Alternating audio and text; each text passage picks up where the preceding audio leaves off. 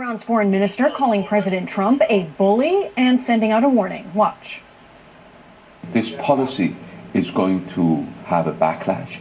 The international community is not going to accept somebody to come and just orders them. We will continue to work with the Europeans. Certainly some European companies have withdrawn from Iran because of the fear of punishment by the United States. I'd like to welcome Waleed Phares, a Fox News national security and foreign policy analyst. Thanks for joining us today. Thank you, Molly. Of course, the announcement was made in May that the U.S. was withdrawing from the nuclear deal, and the United States is now set to impose sanctions here in November, although it seems like even far ahead of the sanctions that there's already been some impact. The president has also called on action from other countries to help join us in economic pressure. Do you think that the tone that the president took on that on the global stage is having an effect? It is having an effect, Molly. It is actually laid by the measurement that the Obama administration did not want to confront the Iranian regime, actually sign an agreement that got Iran billions of dollars. But now what the administration is trying to do is, number one, to establish an alliance, a vast coalition that would actually isolate Iran, not being isolated as the Minister Zarif was trying to say. And number two, very importantly, the sanctions are creating an impact inside Iran. Don't we see those demonstrations for the past 8 to 9 months? Don't we see them in minority areas and majority areas? It is working. It needs some more work for the future. Waleed, you brought it up. Iran has responded to the president. Take a listen. This is the Iranian Foreign Minister, Javad Zarif.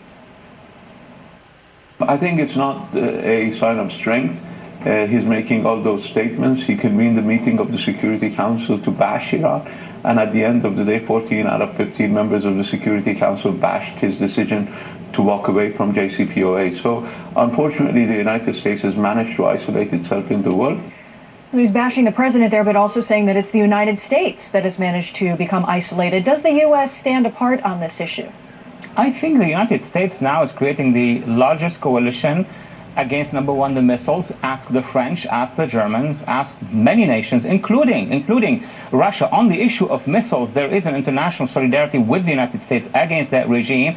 But look, Minister Zarif mentioned the companies, the European companies withdrawing. Well, that is not solidarity with Iran, and more of these companies are going to be withdrawing, but add also the countries of the Gulf, many Arab countries. And if you look at it strategically, many other countries, from Japan and soon to be in Brazil after the next elections, there will be much more support to the American position than Mr. Zarif think. Yeah, you raise a really important point. Some international corporations have already essentially pulled out of working with Iran. Let's talk about the power of the U.S. dollar as being part of this. Well, the European Union said last week that they would work with their members to create a system in which countries would still be able to trade with the oil companies there in Iran.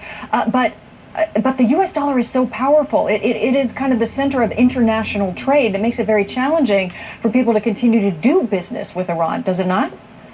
Look, there is a fact. The dollar is so powerful. We like it or not, that's what is happening worldwide, because it is the symbol of the American economy. The American economy is getting stronger and stronger. So it's gonna boil down to this. Which company, which country in the world is going to make the choice of becoming the partner of the Iranian economy with all the problems inside Iran versus the American economy? That's the real measurement, and we will see the results soon. All right. Yeah, absolutely. A fascinating interview. Waleed Phares, thank you so much. All eyes on November as well. We'll be looking ahead to that. Thank you.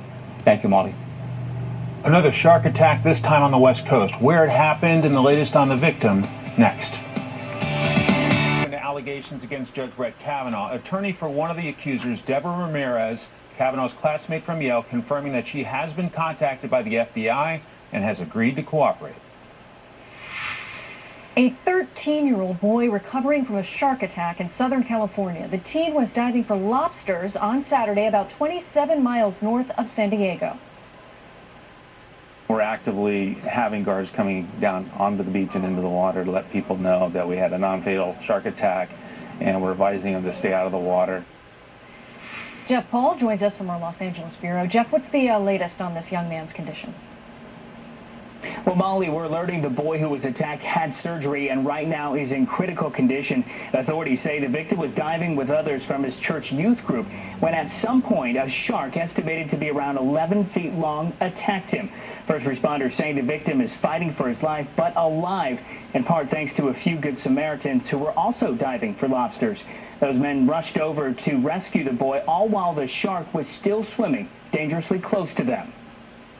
So we're not in the water for over 30 minutes, and I hear screaming. I thought it was, someone who caught some big bugs and was enthusiastic. So, woo, good for you. And he kept going. And then I realized that he was yelling, I got bit, help, help, help. Luckily we got him out of the water, because once we threw him up on the kayak and started heading in, that's when I looked back and a shark was behind the kayak. He didn't want to give up yet. Now, those men were able to get the boy out of the water and to the shore. A helicopter then transported the boy to the hospital. The coastline and water at the beach where this attack happened right now is shut down. Lifeguards and police are worried that the shark that attacked could still be out there swimming around. They're also working to identify what type of shark was involved. But they say seeing a shark in that area isn't all that rare, and that there are many species of sharks that aren't threatening. This is the first time that in my career of 30 years that I've seen an attack or anything, with a shark that has come in and made contact with one of our swimmers or divers or surfers here. So this is the first in my career. Lifeguards are hoping to have the beach open by tomorrow. Molly? All right, Jeff Paul, thank you so much for the update. We appreciate it. And We'll be right back.